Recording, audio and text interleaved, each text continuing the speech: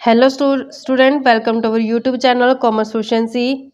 आज की क्लास में कवर करेंगे टॉपिक कंपैरिजन बिटवीन यूटिलिटी और इंडिफरेंस कर्वेंसेस के बारे में।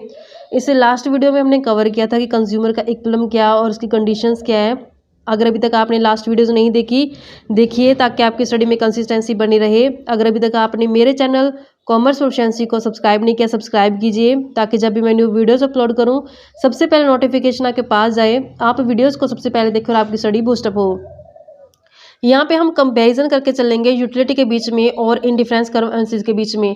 यूटिलिटी हमने लास्ट वीडियोस के अंदर कवर की है और इंडिफरेंस कर्व हमने इन्हीं चैप्टर के अंदर इसी चैप्टर के अंदर कवर किया हुआ है। अब दोनों के बीच में कंपैरिजन करेंगे कि बेटर कौन है दोनों में से। सबसे पहले देखते हैं कि इन दोनों में सिमिलैरिटी क्या है, इंडिफरेंस कर्व के बीच में और यूटिलिटी एनालिसिस के बीच में, यानी कि दोनों में समानताएं क्या है। ये दोनों के दोनों अप्रोच क्या सब्जेक्टिव अप्रोच है, यानी कि जब मुझे टोटल यूटिलिटी निकालनी होती है तो जब मैं इंडिविजुअल यूटिलिटी को ऐड कर देती हूँ तो मेरे पास टोटल आ जाता है। तो यहाँ पे जो दोनों के दोनों एनालिसिस है ये दोनों सब्जेक्टिव फॉर्म में आती हैं। तो यहाँ पे जब स्टडी करते हैं हम बिहेवियर ऑफ कंज्यूमर को, तो यहाँ पे जरूरी है जानना इसकी यूटिलिटी और सेटिस्फेक्शन क्या है कंजप्शन ऑफ गुड्स को रिगार्डिंग कंज्यूमर का, यानी कि कंज्यूमर के बिहेवियर को जानने के लिए हमें ये पहले जानना पड़ेगा कि कंज्यूमर का सेटिस्फेक्शन कितना है, यानी कि कंज्यूमर जब कंज्यूम करता है गुड्स को कितना वो उसे यूटिलिटी लेता है, कितना वो उससे सेटिस्फाई हो जाता है। Indifference curve is also called iso utility curve. तो जो हमारा इंडिफरेंस कर्व है इसको भी हम आइसो यूटिलिटी कर्व के नाम से बोल सकते हैं।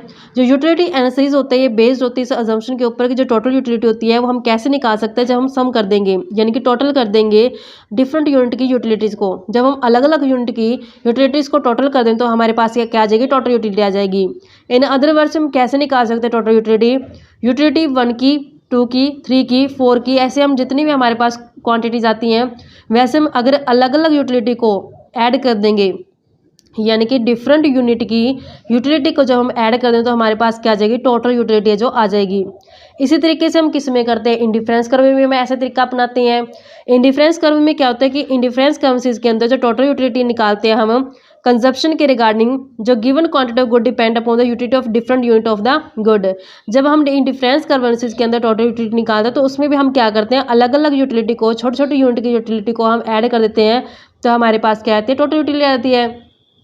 टोटल यूटिलिटी निकालने का तरीका हमारी यूटिलिटी एनालिसिस के अंदर भी वही है, इंडिफरेंस कर्व के अंदर भी यही है, यानी कि जब हम इंडिविजुअल यूनिट की यूटिलिटी को ऐड कर दें तो टोटल आ जाएगी। यहाँ पे हम डिफरेंट यूनिट की यूटिलिटी को ऐड करें तब भी क्या आ जाएगा, हमारे पास टोटल यूटिलिटी आ जाएगा। ये हम यूटिलिटी एनालिसिस में इस्तेमाल करते हैं, ये हम इंडिफरेंस कर्व के अंदर जो इस्तेमाल करते हैं। दोनों में क्या है, सिमिलैरिटी आ गई है। फिर ये यानी कि जो दोनों ही कंसेप्ट हैं यूटिलिटी एनालिसिस और इंडिफरेंस कर्व किसके ऊपर बेस्ड है, ये यूटिलिटी थ्योरी के ऊपर बेस्ड है।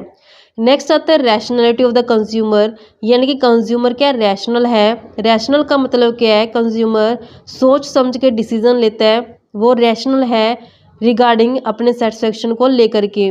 तो कहते हैं जो अनदर सिमिलैरिटी इन दोनों hypothesis is the assumption that, तो यहाँ पे जो अजम्पशन है इनकी कि कंज्यूमर रैशनल होता है, ये दोनों में सिमिलर है। दोनों में हम ये मान के चलते हैं यूटिलिटी एनालिसिस में भी और इंडिफरेंस कर्व एनालिसिस में भी कि कंज्यूमर क्या रैशनल है, बिल्कुल सोच समझ के डिसीजन लेता है, वो वहाँ पे अपना चूज़ करता है उस कॉम्बिनेशन को जहाँ पे मैक्सिमम सेटिस्फेक्शन है जो वो ले सकता है। दस द कंक्लूजन, तो यहाँ पे कंक्लूजन ये निकलता है कि जो इंडिफरेंस कर्व एनालिसिस है, consumer endeavors to reach the highest possible indifference curve is analog to Marshall's assumption that a consumer want to get maximum satisfaction। तो इंडिफरेंस कर्व के अंदर हम क्या देखते थे, कंज्यूमर क्या करता है, हाईएस्ट इंडिफरेंस कर्व को चूज करता है, क्योंकि हाईएस्ट इंडिफरेंस कर्व शो करता है कंज्यूमर के हाईएस्ट सेटिस्फेक्शन लेवल को। और ये कहते हैं किस चीज़ की ओर इशारा करते हैं, जो हमारी यूटिलिटी एनालिसिस की अजम्पशन है उसी को ये एक तरह का वो इशारा करके चलता है। तो दोनों में क्या सिमिलरिटी आ गया कि दोनों ही जो हमारे कंसेप्ट है यूटिलिटी एनालिसिस और इंडिफरेंस कर्व एनालिसिस, ये दोनों ही डिपेंड करते हैं कि कंज्यूमर क्या रैशनल है। कंडीशन क्या रहती है इक्विलिब्रियम की, तो यहाँ पे किस कंडीशन को हम सेटिस्फाई करने के, जहाँ पे कंज्यूमर के इक्विलिब्रियम को हम डिनोट कर सकते हैं। तो जो दोनों कंसेप्ट है यहाँ पे वो सिमिलर रहती हैं कंडीशन ऑफ इक्विलिब्रियम को लेकर के। जो यूटिलिटी एनालिसिस के हिसाब से जो कंज्यूमर इक्विलिब्रियम तब होता है जब जो उसकी मार्जिन यूटिलिटी होती है गुड्स और प्राइसेस की, वो रेशियो क्या होती है, इक्वल होती है। यानी कि हम जब यूटिलिटी एनालिसिस कंसेप्ट पढ़ते हैं तो वहाँ पे हम देखते हैं कंज्यूमर इक्विलिब्रियम में तब आता है जब मार्जिन यूटिलिटी होती है जो गुड्स की, उसके प्राइसेस के रेशियो के रिगार्डिंग क्या होती है, वो इक्वल होती है। यानी कि मार्जिन यूटिलिटी ऑफ एक्स और जो प्राइस ऑफ एक्स और मार्जिन यूटिलिटी ऑफ वाई है, जो प्राइस ऑफ वाई के क्या है यहाँ पे इक्वल है। यानी कि M U of X price of Y और price of X divide by price of Y. तो यहाँ पे इस तरीके से हम इसको ले सकते हैं कि हमारी जो यूटिलिटी एनालिसिस है उसके अंदर कंडीशन है जो इक्विलिब्रियम की, वो सेटिस्फाई करती है इस क्राइटेरिया को। इसी तरीके से जो इंडिफरेंस कर्व होता है एनालिसिस, उसमें भी कंज्यूमर इक्विलिब्रियम में तब होता है जब मार्जिन रेट ऑफ सब्स्टिट्यूशन होते हैं दो गुड्स के, वो इक्वल होते हैं इसके प्राइजेस के। यानी कि जो मार्जिन रेट ऑफ सब्स्टिट्यूशन है एक्स और वाई, प्राइजेस ऑफ एक्स और प्राइजेस ऑफ वाई, तो ये चीज़ तो बताता है यहाँ पे price of X divide by price of Y. तो यहाँ पे दोनों की कंडीशन क्या हो चुकी है, सेम हो चुकी है, सिमिलर हो चुकी है रिगार्डिंग कंडीशन ऑफ इक्विलिब्रियम को लेकर के।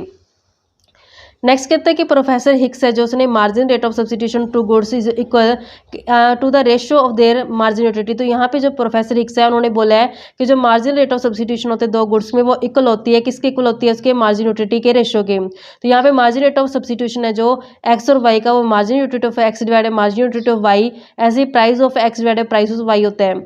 तो यहाँ पे हमारी जो ये कंडीशन है ये प्रोफेसर हिक्स ने दी है। कहते जो ये कंडीशन होती है कंज्यूमर इक्विलिब्रियम की, ये आइडेंटिकल है दोनों के दोनों यूटिलिटी के अंदर, इंडिफरेंस कर्व के अंदर भी और यूटिलिटी एनालिसिस के अंदर भी। तो यहाँ पे फिर एक अनदर क्या हो चुका है, सिमिलैरिटी हो चुकी है दोनों में। नेक्स्ट आता है हमारी सिमिलरिटी है जो tendency of diminishing margin utility. तो यहाँ पे डिमिनिशिंग मार्जिन यूटिलिटी को लेकर चलते हैं। जो law of diminishing margin utility का इस्तेमाल किया था यूटिलिटी एनालिसिस के अंदर, और law of diminishing margin rate of substitution का इस्तेमाल किया था इंडिफरेंस कर्व एनालिसिस के अंदर। तो कहते हैं both the hypothesis are ultimately founded on the law of diminishing margin utility. तो यहाँ पे दोनों के दोनों जो कंसेप्ट होते हैं उसके अंदर हम इस्तेमाल करके चलते हैं डिमिनिशिंग मार्जिन यूटिलिटी लॉ को। The main assumption of utility analysis, जो हम यूटिलिटी एनालिसिस के अंदर मेन अजम्पशन लेके चलते हैं वो ये होती है कि जो मार्जिन यूटिलिटी की टेंडेंसी होती है वो क्या रहती है, डिमिनिश होती रहती है, डाउन जाती है।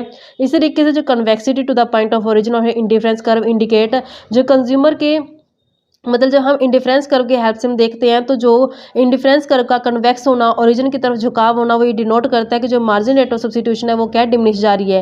तो दोनों में हमने क्या लेके चलते हैं, डिमिनिश लेके चलते हैं। तो यहाँ पे as a consumer get more and more unit, तो यहाँ पे कंज्यूमर है जो ज़्यादा से ज़्यादा यूनिट का जो कंज्यूम करता है एक्स की, he will give up commodity of Y at a diminishing rate. यानी कि अगर कंज्यूमर एक्स की क्वांटिटी को बढ़ाता है तो उसे वाई की क्वांटिटी को कम करना पड़ता है डिमिनिशिंग रेट से।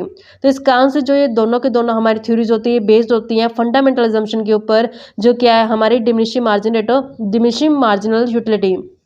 यानी कि जब हम यूटिलिटी एनालिसिस की बात करते हैं तो वहाँ पे हम कंसेप्ट यूज़ करते हैं law of diminishing marginal utility. जबकि हम जब इंडिफरेंस कर्व को लेकर चलते हैं तो वहाँ पे इंडिफरेंस कर्व है जो उसकी जो शेप होती है, इंडिफरेंस कर्व ऐसे बनाते हैं तो इंडिफरेंस कर्व ऐसे झुकाव होता है उसका, यहाँ पे ओरिजिन की तरफ झुकाव होता है। ये किस चीज़ को डिनोट करता है कि जो दो गुड्स के कॉम्बिनेशन हम चूज़ करते हैं, यहाँ पे दो गुड्स की कॉम्बिनेशन चूज़ करते हैं तो वहाँ पे दोनों के गुड्स की कॉम्बिनेशन के चूज़ के अंदर जो मार्जिन रेट ऑफ सब्स्टिट्यूशन क्या है वो डिमिनिश हो रही है। यानी कि अगर मैं एक प्रोडक्ट की क्वांटिटी को ज़्यादा करती हूँ तो दूसरी कम्युनिटी को क्या करना पड़ेगा, मुझे गिव अप करना पड़ेगा, छोड़ना पड़ेगा, कम करना पड़ेगा।